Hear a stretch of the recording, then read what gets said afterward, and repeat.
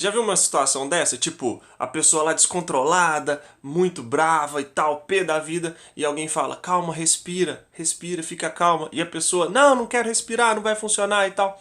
Pois é, será que essa coisa de respirar funciona mesmo? Até que ponto a respiração interfere no nosso estado mental? Então hoje eu trouxe pra gente uma experiência muito bacana que a gente vai ver em tempo real como que a respiração muda o nosso estado mental. E para que isso? Porque a gente vai entender que infelizmente a maioria de nós respira errado, até mesmo na hora de estudar, na hora de se concentrar em alguma coisa. Então a gente vai entender um pouco melhor isso daí para colocar em prática de uma maneira mais correta e obviamente ter um resultado melhor, não é verdade? Então tá, antes da gente ir para a experiência, eu preciso te explicar algumas coisas. Por exemplo, o nosso cérebro ele produz eletricidade de fato, através de processos eletroquímicos. E quando tem eletricidade, então, essa frequência, a velocidade com a qual as coisas acontecem, as sinapses, então, que são elétricas, né, no nosso cérebro, elas têm essa frequência e o jeito com que essas sinapses acontecem, a velocidade, na verdade, também, determina frequências específicas. E frequência, como você já sabe, é medida em hertz. Você pode procurar lá no Google, Hz, Hertz, significa frequência por segundo, quantas vezes alguma coisa acontece dentro de um segundo.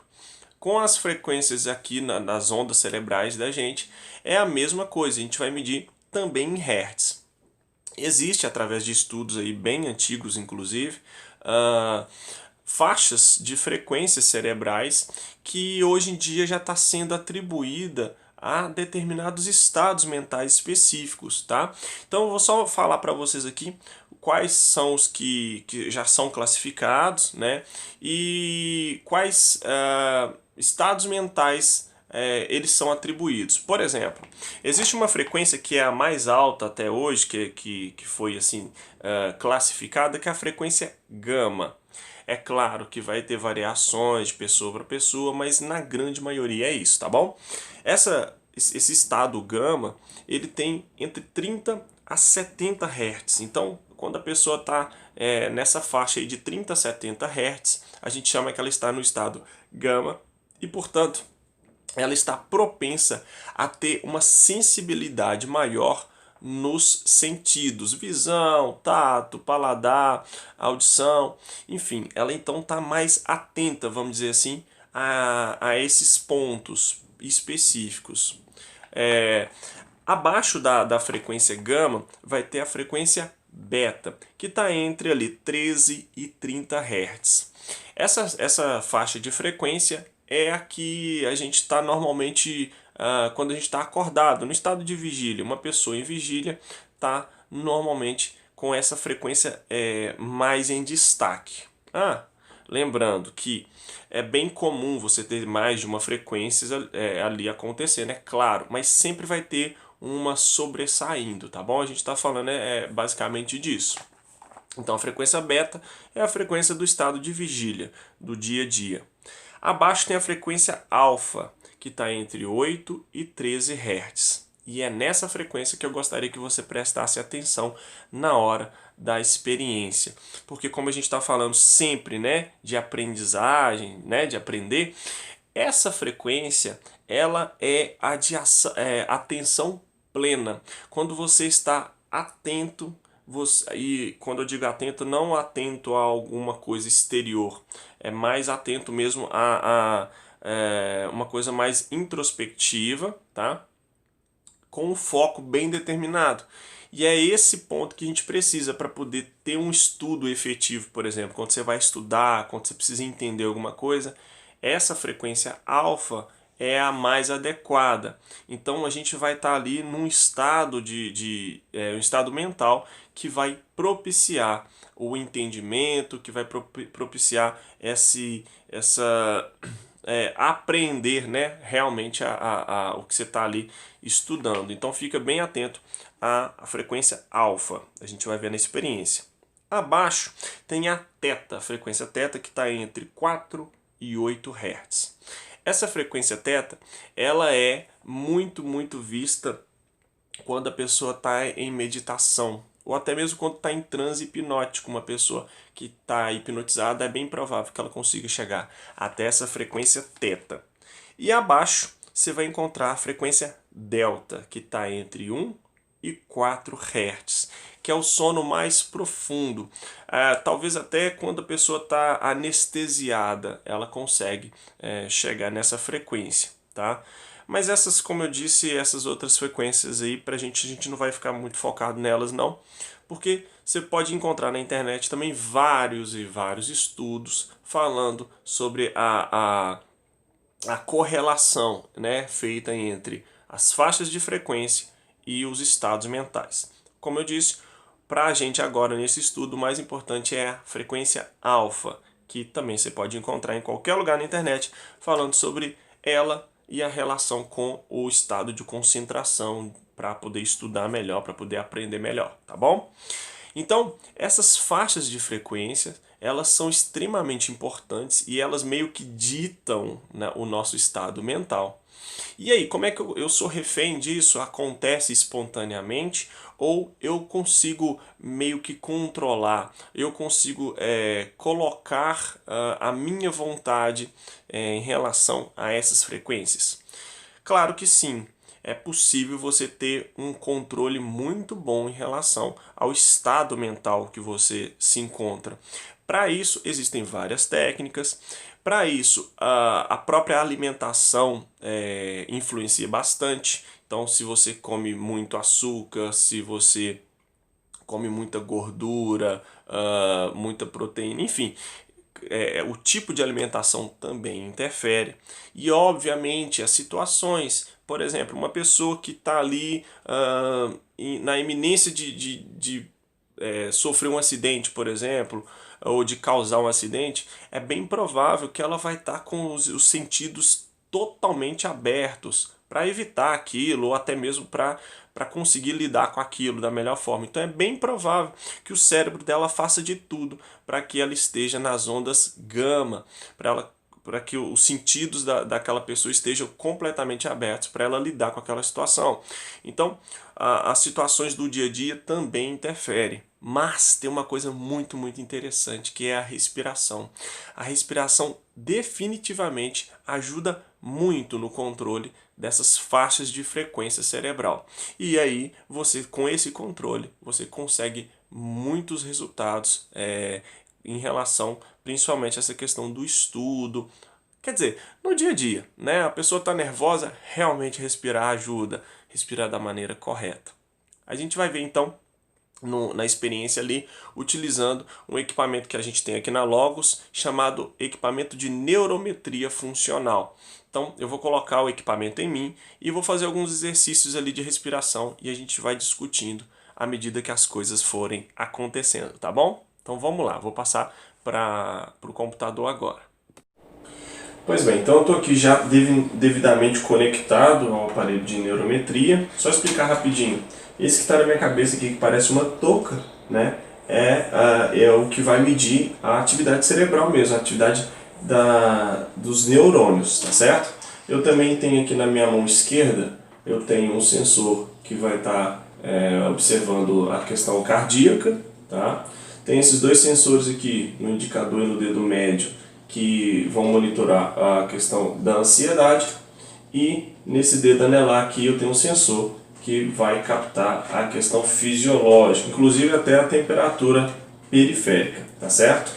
Então, eu vou tentar simular aqui uma respiração ofegante. Como eu falei anteriormente, a gente vai ver o tanto que a respiração influencia, principalmente na atividade cerebral aqui, para a gente poder observar realmente a importância da respiração. Então, eu vou passar para a tela do computador daqui a pouco e você vai poder observar os parâmetros junto comigo. E eu vou explicando aos poucos o que é cada um desses parâmetros e como que isso está modificando na medida que o tempo for passando e que eu for mudando a minha respiração.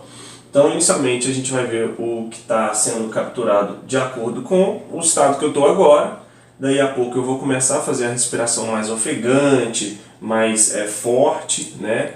E depois eu vou tentar melhorar essa respiração e a gente vai ver essas diferenças, tá bom? Então, vou começar a gravação aqui agora dos meus resultados. Você vai acompanhar na tela que está começando a leitura e daqui a pouco a gente vai ter o meu estado atual.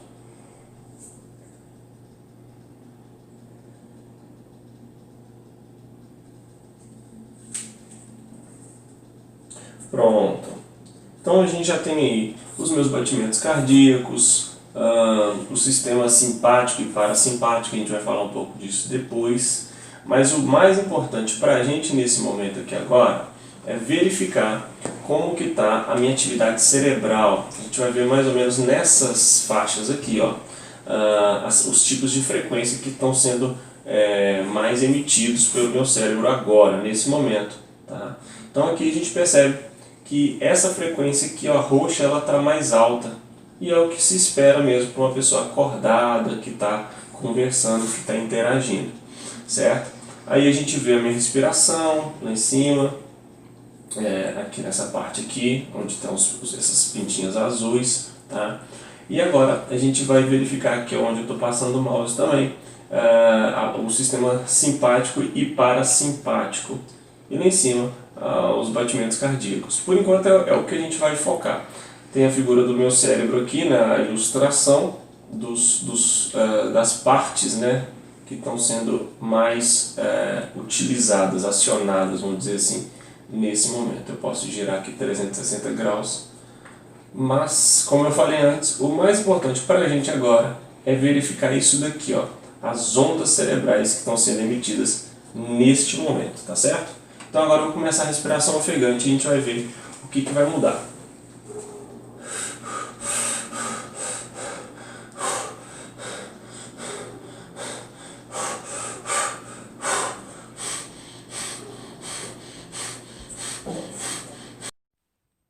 Ok, muito bem. Eu tirei o som agora da respiração só para a gente poder conversar melhor, tá bom? Então a primeira coisa que a gente vai observar é lá embaixo, aquele número 80, aquilo lá é a frequência cardíaca. Olha como ele já vai começar a aumentar, vai passar para 81, 82. Então à medida que eu vou respirando de uma maneira ofegante, né, essa frequência cardíaca vai se elevando. Primeira coisa que acontece. Depois, você vai observar então que essa frequência roxa aí, a beta, né, essas ondas beta, elas vão sobressair, elas juntamente com a gama, tá? Essa verdinha logo acima. É porque eu estou em vigília, como a gente viu anteriormente, e eu estou com os sentidos, né? Eu estou olhando para a tela, então isso vai aumentar esse tipo de frequência. Em alguns momentos a gente vai perceber que a frequência amarela, que é a frequência alfa, ela aumenta às vezes, mas é por conta de eu estar também prestando atenção, tomando cuidado com os parâmetros para que eu possa gravar bem. Então, é em apenas alguns momentos, mas na maioria do tempo você vai perceber que é a frequência roxa, que é a beta, que está sobressaindo, juntamente com picos aí na frequência gama, que é a verde, tá bom? Outra coisa interessante de observar é o córtex, o desenho lá do meu cérebro. Você vai ver que a maioria está bem apagado, tem poucas cores, né?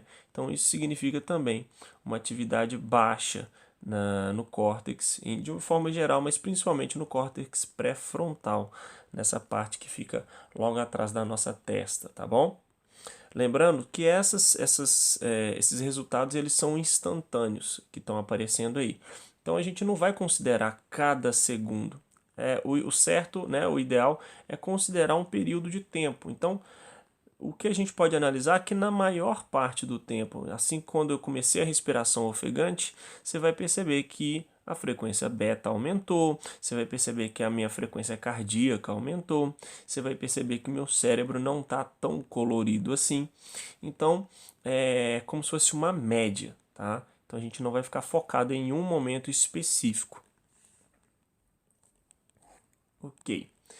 Daqui a pouquinho eu vou começar a controlar a minha respiração, você vai perceber isso acontecendo à medida que a frequência beta vai baixando.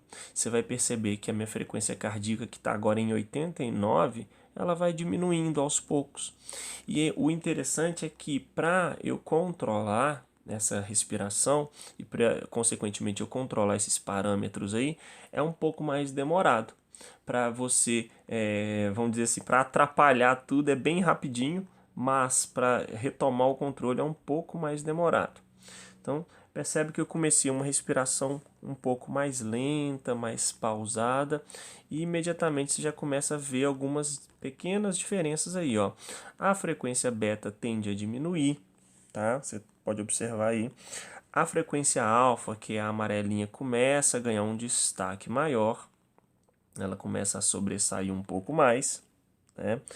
E a gama também diminui bastante, ela aparece bem menos. E aí você vai observar também que o córtex está um pouco mais colorido. O desenho do meu cérebro ali, você vai observar que ele está um pouquinho mais cheio de cores, tá? Então isso é bem interessante também. Então olha, nesse momento a minha frequência cardíaca começou a cair para 88 de novo. Opa, só porque eu falei ela foi para 89. Mas como eu falei, tem coisas bem instantâneas, né? Então vai reduzindo aos poucos, vai caindo de 88 para 87 daqui a pouco. E as cores no córtex vão ressurgindo, né? Legal.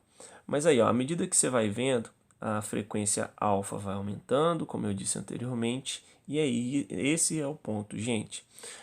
Na hora de estudar, o mais importante, né, nesse momento, em relação a conhecer a máquina, que é o que a gente está fazendo agora, é entender que esse tipo de coisa, a própria respiração, que parece algo simples, é extremamente importante, faz toda a diferença, tá? Então, a gente vai voltar para o vídeo aqui para a gente discutir um pouco mais sobre isso. Pois é, então só para concluir, a gente viu na prática como o fato de eu ter mudado o jeito de respirar mudou diretamente frequência cardíaca, mudou também as ondas, né, predominantes ali no meu cérebro. Então isso é de extrema importância.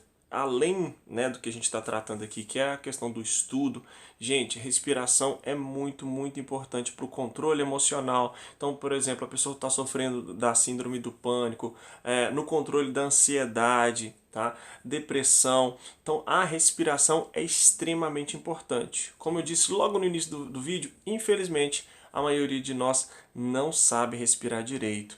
E a Logos está aqui justamente para poder ajudar também nisso, tá certo? Se você está interessado nesse equipamento, né, nessa observação aí da neurometria, é só entrar em contato com a gente. Nós fazemos exames, a gente faz todo um estudo relacionado com o que você está apresentando de predomínio mesmo de onda cerebral, de respiração, tá? Então é só procurar a gente. E você que é aluno, você já sabe que pode também sempre estar contando com a gente para qualquer coisa, tá certo? Então, esse é o vídeo de hoje para mostrar como que a respiração é importante. Espero que todo mundo tenha gostado e até a próxima. Tchauzinho!